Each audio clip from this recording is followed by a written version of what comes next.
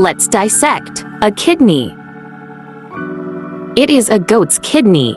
Are you ready for the dissection? 1, 2, 3.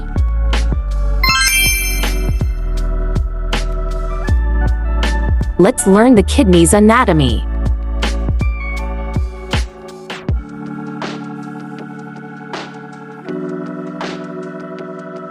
Our kidneys play many important roles, keeping our bodies in balance.